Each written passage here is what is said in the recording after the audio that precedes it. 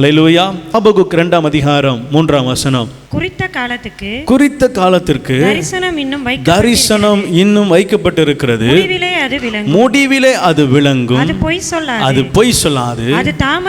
அது தாமதித்தாலும் அதற்கு காத்திரு. அது நிச்சயமாய் வரும். அது தாமதிப்பது இல்லை. அல்லேலூயா. நீங்கள் இது நல்ல வசனத்தை நீங்கள் நல்லா உட்காந்து கொஞ்சம் கவனமாக படிச்சிங்கன்னா, இதில் அவ்வளவு வார்த்தைகளை நீங்கள் கவனமாக படிச்சிங்கன்னா அநேக அர்த்தங்களை புரிந்து கொள்ள முடியும். குறித்த காலம் என்ன இருக்குது? தரிசனம். குறித்த காலத்துக்கு தரிசனம் வைக்கப்பட்டு இருக்கிறது. முடிவில் அது என்ன செய்யுமா? குறித்த காலம் சொல்லுதில்ல, அந்த குறித்த காலத்துடைய முடிவு சொல்கிறார் இப்போ ஆண்டவர். முடிவில் அது விளங்கும். அப்புறம் அது பொய் சொல்லாது. அது தாமதிக்கும். எப்படி இருக்கும்? ஸ்லோவாக தான் வரும், தாமதிக்கும். ஆனாலும் அதுக்கு என்ன செய்? காத்திரு. அது நிச்சயமாய் வரும். அது ஸ்லோவாக தான் வரும், அது தாமதித்து தான் வரும். ஆனால் என்ன செய்ய வரும்? நிச்சயமாக வரும். அல்லேலூயா. அது தாமதிப்பது இல்லை. கவனிங்க, முதல்ல தாமதிக்கும், நிச்சயமாக வரும். அது என்ன செய்யாது? தாமதிக்காது. கவனிங்க, இது ஒரு வார்த்தையில் இந்த வசனம் சொல்லணும்னா, நிச்சயமாய் குறித்த காலத்தில் தரிசனம் நிறைவேறும். ஆமென். ஏன் குறித்த காலத்தில் இல்லை? அவர் குறித்த காலத்தில். இதுதான் ரொம்ப முக்கியமான விஷயம். இன்றைக்கி நம்ம அநேகர் பதறுகிறதற்கும் யோசிக்கிறதுக்கும் காரணம்னா, நான் குறித்த நேரத்தில் அது என்ன செய்யணும்? வரணும், அது கிடைக்கணும், அது வந்துடணும் அப்படின்னு நம்ம நினைக்கிறோம். இல்லை, என் சித்தம் விளங்குமானால் அவைகள் அழிந்து போகிற காரியத்துக்கு நேராக அது போயிடும். ஆனால் கர்த்தருடைய சித்தம் அதில் விளங்குமானால் அது நித்தியமாக எனக்கு நிலைத்திருக்கும். அது ஆசீர்வாதமாக இருக்கும். அல்லேலூயா. ஆமென். இந்த காத்திருத்தல் நம்ம இடத்துல இருக்குமானா, பொறுமை நம்ம இடத்துல இருக்குமானா, ஆண்டவர் சொல்கிறாரு, நீங்கள் விரும்பினதை பெற்றுக்கொள்வீங்க. ஆமென். அதிக நாள் காத்திருத்தல் என்ன செய்யுமா? இருதயத்தை இழைக்கப்படும். ஆனால் விரும்பினது வரும் பொழுதோ அது ஜீவ விருட்சம் போல இருக்கும். அல்லேலூயா. ஆமென். கர்த்தர் என்னை பலப்படுத்துகிறார், என்னை எல்லா ஆபத்திலிருந்தும் ரட்சிக்கிறார். அது துஷ்ட மிருகமாக இருக்கட்டும், இல்லை துஷ்ட மனிதர்களாக இருக்கட்டும், ஆண்டவர் சொல்கிறாரு, நான் உன்னை அவர்களிடந்து ரட்சிப்பேன். உனக்கென்று சொல்லி ஒரு என்ன செஞ்சுருக்கிறேன்? தரிசனம் வச்சிருக்கிறேன். ஆண்டவர் ஒவ்வொருத்தருக்கும் என்ன செஞ்சுருக்கிறார்? ஒரு தரிசனம் வச்சுக்கிறார். உங்களுக்கு ஒரு தரிசனம் உண்டு, உங்களுக்கு ஒரு தரிசனம் உண்டு, உங்களுக்கு ஒரு அழைப்பு உண்டு, உங்களுக்கு ஒரு ஆண்டவருடைய திட்டம் ஒன்று உண்டு. ஒவ்வொரு மனுஷனும், each and every one, include இந்த குழந்தைக்கு முதற்கொண்டு. ஆமென்.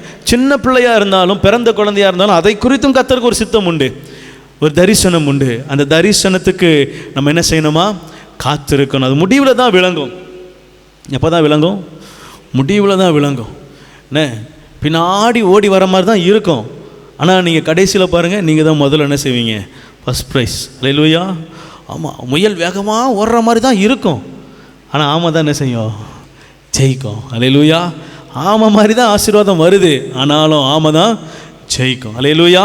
கர்த்தர் சொல்கிறார், அது முடிவில் விளங்கும், அது தாமதிப்பதில்லை, அது நிச்சயமாய் வரும். அதற்கு என்ன செய்யுங்க? காத்திருங்க. அல்லேலூயா. அடுத்த ஒரு வசனம் வாசிக்கலாமா? வெளிப்படுத்தின விசேஷம் 3ஆம் அதிகாரம் 21வது வசனம். நான் ஜெயம் கொண்டு என் பிதாவினுடைய சிங்காசனத்திலே அவரோட கூட உட்கார்ந்து இருக்கிறதை போல ஜெயம் கொள்ளுகிறவன் எவனோ அவனும் என்னுடைய சிங்காசனத்தில் என்னோட கூட உட்காரும்படி அருள் செய்வேன். அல்லேலூயா. இதுதான் முடிவு பரியந்தம், கடைசி. கவனிங்க, ஜெயம் கொள்ளுகிறவன் எவனோ. ஆண்டவர் பாதுகாக்கிறார், பலன் கொடுக்கிறார், ரட்சிக்கிறார், எனக்கென்று குறித்த தரிசனம் கொடுத்திருக்கிறார். அது தாமதிக்காமல் சீக்கிரம் வருவதற்கு எனக்கு வார்த்தையை கொண்டு என்னோட கூட பேசுகிறார், பலப்படுத்துகிறார். இப்போ ஆண்டவர் சொல்கிறாரு, இவைகளெல்லாம் உங்களுக்கு வைக்கப்பட்ட படிகள். இந்த படிகளில் யார் ஜெயிச்சு மேலே வராங்களோ அவங்களுக்கு அவருடைய சிங்காசனத்தில் உட்கார்வதற்கு என்ன செய்கிறார்? இடம் கொடுக்கிறார். அல்லேலூயா. சோதனையை சகிக்கிற மனுஷன் பாக்கியவான், அவன் உத்தமன் என்று விளங்கின பிற்பாடு ஜீவ கிரீடத்தை அவனுக்கு என்ன செய்வாராம்? கொடுப்பார். இதுதான் அந்த வசனத்துடைய படிநிலை. அவன் சோதிக்கப்படும் பொழுது காத்திருக்கணும்.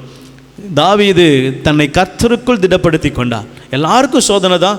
அவனுடைய குடும்பமும் தான் போச்சு, அவனுடைய குடும்பமும் தான் கொள்ளையடிச்சிட்டு போனாங்க, அவனுடைய பிள்ளைகளையும் தான் அரெஸ்ட் பண்ணிட்டு போனாங்க. ஆனால் எல்லாரும் தாவீது மேலே கல்லெறிய எத்தனிக்கும் போது தாவீது மட்டும் கர்த்தர் சமூகத்தில் என்ன செய்கிறார்? காத்து, ஆண்டவரே இந்த தண்டை பின்தொடரட்டுமா, இதை நான் பிடித்து கொள்வேனா? ஆண்டவர் அவனோடு கூட பேசுகிறார். நீ போ, நீ இழந்த எல்லாவற்றையும் சிறியது முதல் பெரியது வரை என்ன செய்வ?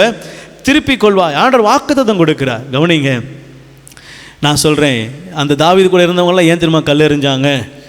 அவங்க எல்லாரும் தாவீதை பார்த்து தாவீதுக்கு பின்னாடி வந்தவங்க. தாவீது ஏன் தெரியுமா அப்படி கொந்தளிக்கலை? தாவீது ஆண்டவரை பார்த்து ஆண்டவர் பின்னாடி வந்தவன். ஆமென். நீங்கள் மனுஷனை பார்த்து மனுஷன் பின்னாடி போனீங்க அப்படின்னா நீங்கள் ஒரு நேரத்தில் இடறி போவீங்க, கோபப்படுவீங்க, பதறுவீங்க. சில நேரங்களில் என்ன செய்வதுன்னு தெரியாமல் திகைப்பீங்க. உங்கள் வாழ்க்கையில் ஏதோ ஒரு பிரச்சனை உங்களை அமிழ்த்தும் பொழுது உங்கள் இருதயம் ஆண்டவரை விட்டு வெகு தூரம் போகிறதா இருக்கும். ஆனால் நீங்கள் ஆண்டவரை பார்த்து எனக்கு ஒருவர் இருக்கிறார், என்னை அவர் நடத்துவார், என்னை அவர் பாதுகாப்பார், எனக்கு பலன் கொடுப்பார், இழந்ததை திருப்பி கொடுப்பார்ன்ற விசுவாசம் உங்களுக்குள்ளே இருந்துச்சுன்னா என்ன செய்ய மாட்டீங்க? வேறு எதை குறித்து யோசிக்க மாட்டீங்க, வேறு எதை குறித்து நினைக்க மாட்டீங்க. ஆண்டவர் எனக்கு தருவார், அவ்வளோதான். என்னை பலப்படுத்தி கிறிஸ்துவினால் எல்லாவற்றையும் செய்ய எனக்கு பலனுண்டு. யோபு சொல்கிறாரு, ஆண்டவரே நீ செய்ய நினைத்தது ஒன்றும் தடைபடாது என்று அறிந்திருக்கிறேன். நிச்சயம் நீங்கள் எனக்கு செய்வீங்கப்பா. அதனால தான் இரட்டத்தனையான ஆசீர்வாதம். கவனிங்க, ஆண்டவர் முதலாவது சொல்லிட்டார், உன் சோதனையில் நான் பலன் கொடுப்பேன். சோதனை இருக்கா? இருக்குது. வேதனை இருக்கா? வரும். சில சுச்சுவேஷன்கள் வரும், சில சோதனைகள் வரும், சில பாடுகள் வரும். ஆனாலும் அந்த பாடுகளை தப்பி செல்லுகிற, தாண்டி செல்லுகிற பலனை என்ன செய்கிறார்? அவர் கொடுக்கிறார். தப்பி செல்லுகிற பாதையும் காட்டுகிறேன் என்று ஆண்டவர் சொல்லுகிறார். பலன் கொடுத்து சிங்கத்தின் வாய்க்கு என்ன செய்கிறாராம்? ரட்சிக்கிறார். தரிசனத்தை உங்களுக்கு எனக்கு என்ன செஞ்சிருக்கிறார்? வைத்திருக்கிறார். ஆமென். ஒவ்வொருவருக்கும் தரிசனம் உண்டு, ஒவ்வொரு மேலேயும் திட்டம் உண்டு. உங்களை குறித்து ஆண்டவருக்கு ஒவ்வொருக்கும் நோக்கம் உண்டு. ஆமென். ஒரு சாரா டக்கர் அப்படின்னு ஒரு பிள்ளை, அவங்க தமிழ்நாட்டுக்கே என்ன செஞ்சதில்லை, வரல. அவங்க வெளிநாட்டில் இருக்கிறாங்க. அங்கேருந்து இந்தியான்னு சொல்லும் பொழுது அவங்களுக்கு ஒரு பாரமாக, என்னதான் ஒரு பாரம். அங்கே நிறைய பிள்ளைங்க படிக்கலை, நிறைய பிள்ளைங்க படிப்பு வசதி இல்லை, இன்னும் பாமர மக்களாக இருக்கிறாங்க அப்படின்னு அப்படி சொல்லும்போது, இங்கே வந்து போனவங்க சொல்லும்போது அவங்களுக்குள்ள ஒரு சின்ன இருதயத்தில் நல்ல பாரம், எப்படியாவது அவங்களுக்கு ஏதாவது செய்யணும். அப்படி அவங்க தன் கையில் கிடைக்கிற பொருளை, பணத்தை, காசை ஒரு உண்டியல் போட்டு சேர்த்து வச்சு அவங்க வளர வளர அவங்க வருகிற எல்லா கிஃப்ட்டையும், பர்த்டேக்கு வர கிஃப்டெல்லாம் எனக்கு கிஃப்டாக வாங்காதீங்க, பணமாக கையில் கொடுங்கன்னு சொல்லி அப்படிலாம் கேட்டு வாங்கி சேர்த்து வச்சு தமிழ்நாட்டுக்கு இப்போது திருநெல்வேலியில் சாரா டக்கர்னு ஒரு பெரிய காலேஜ் இருக்குது. எத்தனையோ இன்ஸ்டியூட் என்ன செய்யுது உள்ள இருக்குது பாருங்கள். அந்த ஒரு சின்ன உறுத்துதல், ஆண்டவர்களுக்குள்ள சின்ன ஒரு பாரம். அந்த பாரத்துடைய விளைவு என்ன தெரியுமா? இன்றைக்கி லட்சக்கணக்கான மாணவர்கள் அங்கே என்ன செய்கிறாங்க? கல்வி படிக்கிறாங்க. எவ்வளவோ பிள்ளைங்க டெய்லரிங் கற்றுக்கிறாங்க. எவ்வளவோ ஆட்கள் அங்கே பயன்பெறாங்க, ஆசீர்வதிக்கப்படுறாங்க. ஒரே ஒரு சாதாரண ஒரு சின்ன வயசில் அவங்களுக்கு கேட்ட வார்த்தை நிமித்தமாக வந்த பாரம், இருதயத்தில் கர்த்தர் போட்ட பாரம் பாருங்கள். அது அவங்களுடைய வாழ்க்கையில் பெரிய மாற்றத்தை கொடுத்தது. இப்போ நம்ம ஊரில் இருக்கிறதுலே பெரிய இன்ஸ்டியூட்டாக என்ன செய்யுது? திருநெல்வேலியில் இருக்குது. பேர் சொல்லத்தக்கதான பெரிய பேசப்படுகிற ஒரு நல்ல இன்ஸ்டியூட்டாக இருக்குது. கவனிங்க, எவ்வளவோ காரியங்கள் நமக்கு தரிசனமாக இருக்குது. அவங்களுடைய தரிசனம் அது. நம்ம ஒவ்வொருத்தருக்கும் அப்படி ஒரு தரிசனம் உண்டு. கர்த்தர் நம்மை ஒவ்வொரு பாதையில் நடத்த விரும்புகிறார். நம்ம கர்த்தருடைய சமூகத்தில் காத்திருந்தோமானா, கர்த்தருடைய சமூகத்தில், ஆண்டவருடைய சமூகத்தில் அவர் தரிசனத்துக்கு என்னை கொண்டு என்ன செய்ய சுத்தமாக இருக்கிறீங்கன்னு கேட்டிங்கன்னா நிச்சயம் சொல்லுவார். ஆமென். ஒரு சிலருக்கு வீட்டிலிருந்தே ஜெபிக்கிறது பெரிய தரிசனமாக இருக்கும். ஆமென். அல்லேலூயா. ஜெபிக்கிறது ஒரு பெரிய ஊழியம்.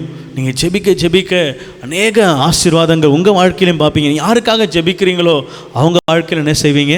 பார்ப்பீங்க. அப்படி ஜெபிச்சு படிப்பறிவே இல்லாத ஆட்கள் ஜெபிச்சு பட்டணத்தையும் அசைத்த காரியங்கள்லாம் உண்டு. அல்லேலூயா. திருச்சபையில் எத்தனையோ வருஷமாக ஒருத்தங்க ஜெபித்து எவ்வளவோ பெரிய ஆசீர்வாதங்களை திருச்சபையில் கொண்டு வந்த மூப்பர்கள் இருக்கிறாங்க, ஜனங்கள் இருக்கிறாங்க, விசுவாச மக்கள் இருக்கிறாங்க. நான் பார்க்க நிறைய பேரை பார்த்துருக்கிறேன். கவனிங்க, நம்ம யாரும் தரிசனம் இல்லாதவர்கள் அல்ல. நம்மை கொண்டு கர்த்தர் ஒரு தரிசனத்தை செஞ்சிருக்கிறார், வச்சிருக்கிறார். உங்களை ஆண்டவர் சபையில் வச்சிருக்கிறாரா? உங்களுக்கு ஏதோ ஒரு தரிசனம் வச்சிருக்கு. சபையை குறித்து ஒரு தரிசனம் உண்டு. நீங்கள் ஜெபிக்கிறவர்களாக இருக்கலாம், இல்லை சுவிசேஷம் சொல்கிறவங்களாக இருக்கலாம், இல்லை கர்த்தர் உங்களை பயன்படுத்துறது உங்களுக்கு தாளந்தை கொடுத்துருவோம். உங்கள் தரிசனம் என்ன? ஆண்டவர் சமூகத்தில் உட்காந்து என்ன செய்யுங்க, நீங்கள் கேட்பீங்களா கர்த்தர் கொடுப்பார். நீங்கள் அந்த தரிசனத்தை நிறைவேற்றுவதற்கு நிறைய தடை வரும், நிறைய சோதனை வரும். உங்கள் வாழ்க்கையில் நீங்கள் ஆண்டவருடைய பாதையில் நடக்கிறதுக்கு நிறைய சோதனைகள் வரும். நீங்கள் உங்கள் இருதயத்தில் சொல்லணும், என்னை பலப்படுத்துகிற கர்த்தர் என்னோடு கூட இருக்கிறார். இந்த சோதனை என்ன செய்ய முடியாது, என்ன கர்த்தரை விட்டு பிரிக்க முடியாது. பவுலை போலவா நமக்கு சோதனை வரப்போகுது? நம்மளை என்ன அடித்து கடலில் மிதக்க விட்டால் நம்ம மிதந்துட்டா இருக்க போகிறோம்? அப்படிப்பட்ட சோதனையில் மிதக்க போகிறோம்? ஆண்டவரே ஒரு வாட்டி தான் அடிபட்டாராம். இவர் எத்தனை வாட்டியும் 3-4 வாட்டி என்ன செஞ்சிட்டார், அடி வாங்கிட்டார். அவரை மாதிரியே 1 குறைந்த 39 அடிகள் வாரு, அந்த மிலாறுன்னு அப்படின்னு சொல்லி அதெல்லாம் பயங்கரமான வலிக்குமா. எவ்வளவு 1க்கு 2 வாட்டி நினைக்கிறேன் கல்லெறிப்பட்டார்னு நினைக்கிறேன். கல் எறிஞ்சி கொல்றதுக்கு அவரை கல் எரிஞ்சிட்டாங்க. அவர் செத்துட்டார்னு சொல்லி விட்டுட்டு போயிட்டாங்க, தள்ளி விட்டு போயிட்டாங்க பள்ளத்தில். அதுக்கப்புறம் ஆண்டவர் அவனை எழுப்பி, இன்னும் நிறைய படணும் வா பொண்ணு, எப்படி கூப்பிட்டாரு பாருங்க, இன்னும் நிறைய படணும். கல்லெறிப்பட்டு தான் படுத்துருக்கிறாப்புல. அவர்கிட்ட ஆண்டவர் சொல்கிற வார்த்தை என்ன, நீ இன்னும் நிறைய எனக்காக அனுபவிக்க வேண்டியது இருக்கிறது, சாட்சியாக நிற்க வேண்டிய. ஏஞ்சி வா. இவர் அப்படியே நுழைஞ்சு வராரு, அடி வாங்கி. அப்பயும் போய் என்ன செய்கிறாரு, அடிதான், நிறைய பாடுகள். அவரை மாதிரி நம்ம பாடுபட போகிறோம் இல்லை. அந்த மாதிரி பாடுகள்லாம் இப்போ என்ன செய்யலை, இல்லை. நம்ம கல்லை எறிய ஆட்களும் இல்லை, நம்மளை தள்ளி ஒரு ஆட்களும் நம்மளை நாமளே தள்ளி விடாமல் தான் சரிதான். ஆமாம், நம்மளை நாமளே தள்ளி விடாமல் நம்ம கட்டியமாக பிடிச்சிக்கிட்டோம்னா நம்ம அழகாக என்ன செய்யலாம், ஊழியம் செய்யலாம். நம்ம இப்போ சின்ன பிரச்சனை வந்தாலுமே சோர்ந்து போயிடுறோம். அப்போல்லாம் பவுல் மாதிரி ஆட்கள்லாம் அடி வாங்கி இரத்த சாட்சியாக மரித்தாலும் கர்த்தருக்காக என்ன செய்தாங்க, மரித்தாங்க. ஆமாம், ஸ்தேவான் கல்லெறியப்படுறாரு, வானம் திறந்திருக்குதான். கல்லெறி வாங்கிக்கிட்டே சொல்கிறார், இதோ வானம் திறந்திருக்கிறதையும் தேவகுமாரன் வலது பாரிசத்தை நிற்கிறதையும் நான் காண்கிறேன். படுறது என்னது, கல் அடிக்கிறாங்க, வேதனை, அதெல்லாம் அவருக்கு தெரில. அவர் சொல்கிறாரு, வானம் திறந்திருக்கிறத பார்க்குறேன், தேவகுமாரன் பக்கத்தில் வலது வாரிசில் நிற்கிறதை பார்க்குறேன். பாருங்கள், அப்போ எவ்வளோ மகிமையாக அவருடைய வாழ்க்கையில் கர்த்தருடைய தரிசனத்தை நிறைவேற்றுவதற்கு அவர்கள் உறுதியாக வைராக்கியமாக இருந்திருக்கிறாங்க. இப்போ நம்ம சின்ன பிரச்சனை வந்தாலும் என்ன செய்கிறோம், சோர்ந்து போகிறோம். ஆண்டவர் சொல்கிறாரு, உன் தரிசனத்தை நிறைவேற்றும்படியாய் கர்த்தர் உங்களை அழைச்சிருக்கிறதா, அந்த அழைப்பை நிறைவேற்றும்படியாய் விரும்புகிறார். ஜெயம் கொள்ளுகிறவனுக்கு சிங்காசனத்தில் இடம். ஆமென். ஜெயம் கொள்ளுகிறவர்களுக்கு சிங்காசனத்தில் கர்த்தர் அவருடைய நித்திய பாரிசத்தில் அமரும்படியான இடத்தை கொடுக்கிறார். அவர் என்னுடைய எல்லா இடங்களிலும் என்னோடு கூட இருக்கிறார், என்னை விடுவிக்கிறார். 2வது, எனக்கென்று ஒரு தரிசனத்தை வைத்திருக்கிறார், அதை நிறைவேற்ற விரும்புகிறார். உங்களுக்கு அதை உங்கள் வாழ்க்கையில் நிறைவேற்ற விரும்புகிறார். நீங்கள் நிறைவேற்றுவதற்கு என்ன செய்யணும்னா, உங்களை முழுவதுமாக அர்ப்பணிக்கணும். ஆண்டவரே சொல்லும் அடியேன், சாமுவேல் மாதிரி சொல்லிட்டீங்கன்னா ஆண்டவர் எடுத்துருவார். என்ன ஆண்டவரே என்ன செய்யணும் அப்படி கேட்டிங்கன்னா, தம்பி கொஞ்சம் ஓரமாக உட்காரு, அப்புறமா பார்ப்போம், வேணா கூப்பிட்றேன் அப்படின்னுவார். அகத்தியன் ஒரு இடத்துல சொல்லுவார், அவர் இந்த பிராமின்ஸ் மத்தியில் ஊழியம் செய்கிறவர். அப்போ அவர் அந்த ஐயங்கார் பாஷை பேசணும். என்ன மாமி சாப்பிட்டேலா அப்படின்லாம் என்ன செய்யணும், பேசணும். அப்படி பேசினா தான் அவங்களும் என்ன செய்வாங்க, அவங்க கூட பேசுவாங்க, கொஞ்சம் அவங்கள ஏற்றுக்கொள்வாங்க, சுவிசேஷம் சொல்கிறதுக்கு ஈஸியாக இருக்கும். ஆமாம், ஒரு மாமி அவங்கள பார்த்து கேட்டாங்களா, நீங்கள் ஐயங்காரா? அதில் 2 பிரிவு இருக்குது போல்.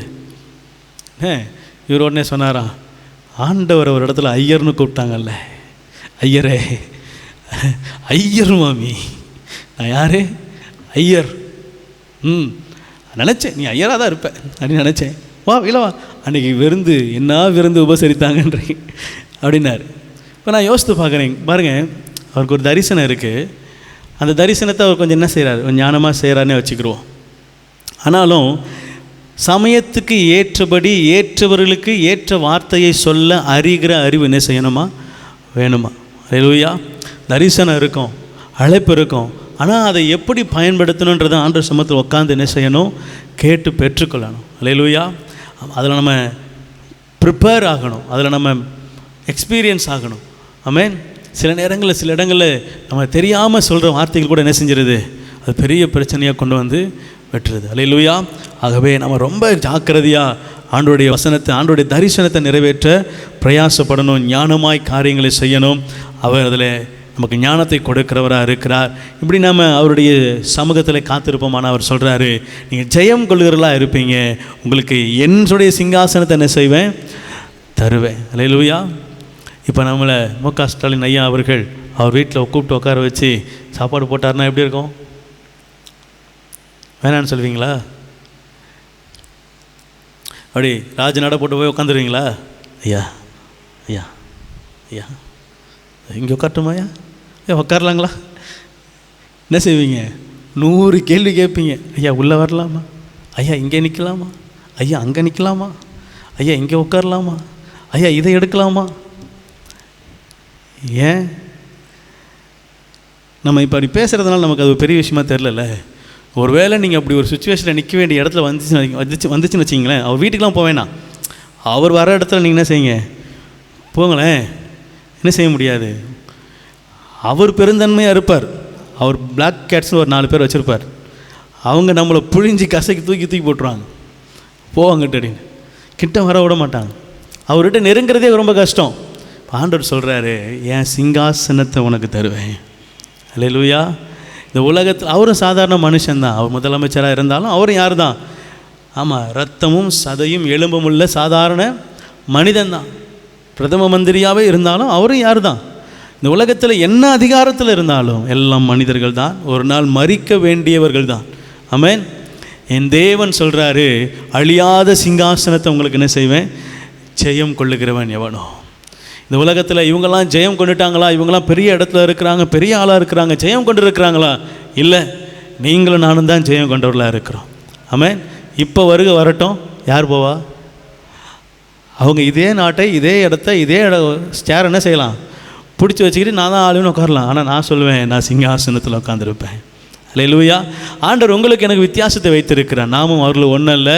அவருடைய பார்த்து நம்ம பொறாமப்பட வேண்டிய அவசியமும் இல்லை. கர்த்தர் சொல்கிறார், என்னுடைய சிங்காசனத்தை உனக்கு தரேன், அதை விட இந்த உலகத்தில் வேறு எதுவும் வசதி கிடையாது. ஆமென். கர்த்தர் நல்லவர்.